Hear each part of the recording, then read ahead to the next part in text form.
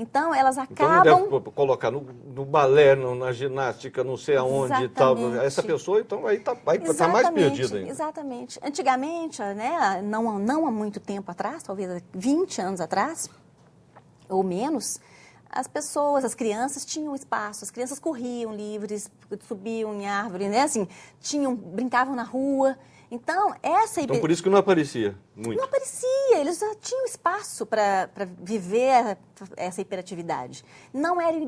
Isso não era identificado como um problema. Eles eram os pestinhas, né? Um menino endiabrado, né? Mas isso não era uma doença, não era um problema, né? Ou era aquele lerdinho que fica sonhando acordado, mas isso também não era um problema, porque ele não tinha que o tempo todo processar tanta informação, ir de um compromisso para o outro, ir do inglês para o balé, para o judô, saber não sei quantos idiomas e já pensar no vestibular desde a infância. Isso não eram necessidades que faziam parte da vida das pessoas há um tempo atrás. A partir do momento em que essas necessidades foram se tornando prementes na vida moderna, a falta dessas características ou dessas habilidades passou a ser um problema. Essas crianças começaram a ser problema na escola, porque elas não acompanham a turma, porque elas dificultam a vida dos professores, as turmas são grandes, os professores não são preparados. Isso não significa que elas são menos inteligentes. De jeito nenhum. Em geral, os hiperativos têm uma inteligência normal, na média. Algumas vezes a gente vai encontrar, inclusive, pessoas com TDAH que têm uma inteligência superior.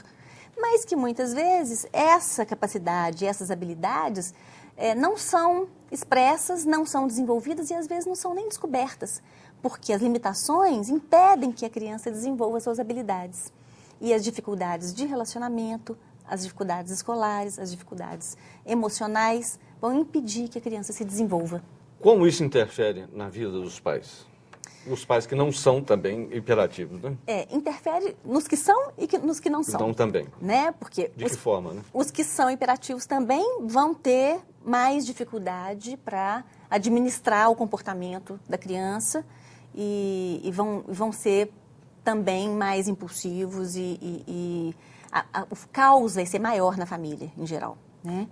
Porque, em geral, o que a gente encontra é uma desorganização familiar, né? Os que não são também vão ter dificuldade de gerenciar esses comportamentos inadaptados da criança, né? O que acontece com muita frequência é que os pais começam a se sentir frustrados, impotentes diante da dificuldade em colocar limite para a criança. Muitas vezes são acusados mesmo por familiares, Você deixa o menino fazer o que quiser? Exatamente, eles começam a ser acusados de eles não serem capazes de administrar aquela criança, e eles começam a se sentir realmente incapazes. E a gente vê assim que esses sentimentos de frustração, de impotência, vão levando a quadros, às vezes, de dificuldades emocionais que podem ser graves, né?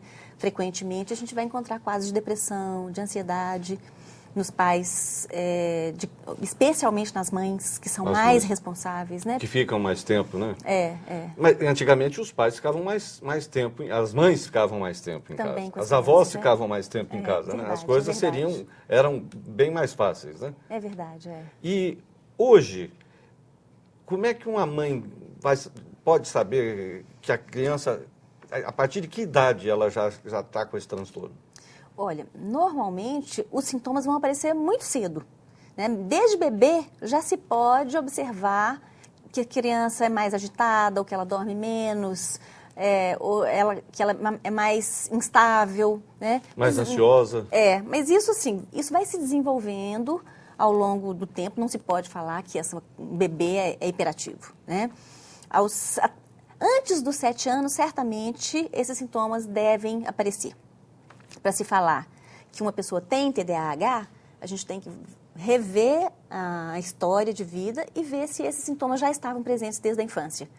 Porque esses sintomas podem aparecer também na vida de uma pessoa em consequência de uma crise emocional, de um momento difícil, a pessoa fica hiperativa, fica ansiosa, ou fica desatenta, fica deprimida. Então, diante de uma circunstância vital que faz com que a pessoa desenvolva esses sintomas, e essa pessoa não tem TDAH, ela só está passando por uma dificuldade. Assim como a gente também tem que observar, fazer uma avaliação médica, né? Ver se essa pessoa não tem algum problema físico que possa estar causando esses sintomas também, né? Então, esses sintomas de desatenção, né? A criança que perde as coisas, que não se organiza, que esquece dos compromissos, essa criança desatenta o tempo todo, que oscila a atenção, ela está fazendo uma coisa, tem um barulho, ela olha para lá e não volta para cá, né? Isso é um sintoma que, somado à hiperatividade e à impulsividade, quando essas características estão exacerbadas, né, porque um pouco de hiperatividade, um pouco de desatenção, um pouco de impulsividade, todos nós temos em graus diferentes.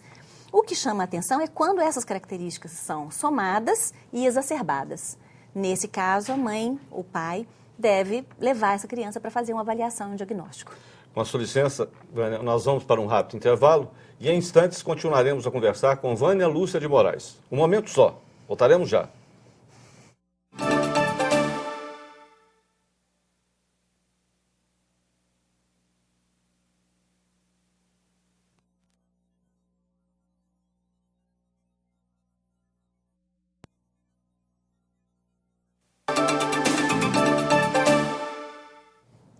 O Opinião Minas está de volta. Conversamos com a psicóloga Vânia Lúcia de Moraes. O tema da nossa conversa é hiperatividade em casa e na escola. Nós falamos em casa, Vânia. Agora vamos lá para a escola. Isso. E aí? Bom, O que a pesquisa... a gente não investigou diretamente a escola, não conversamos com os professores, né? A gente conversou só com os pais. Mas identificamos que os pais têm muitos problemas com a escola, assim como as crianças também têm. Então, os pais se queixam que as escolas não estão preparadas para atender os seus filhos, né? Então, especialmente eles se queixam que a escola chama os pais, muitas vezes, para reclamar da criança, mas não oferece soluções. Então, os professores parecem também não estar preparados para lidar com esse tipo de criança, com as necessidades que essas crianças têm. Então, a criança acaba tendo problema com o professor, né? Porque diante da dificuldade de manejar uma turma enorme com crianças, imagina, uma turma de 40 alunos com 1, 2, 3 crianças hiperativas. Realmente é um grande desafio para o professor. E eles também vão tentando as suas estratégias, mas como eles normalmente eles não têm uma orientação, uma capacitação para isso, eles não têm as estratégias adequadas para lidar com essa criança. Então, a gente ouviu dos pais muitos relatos de abusos contra as crianças também Por parte pelos dos professores. professores.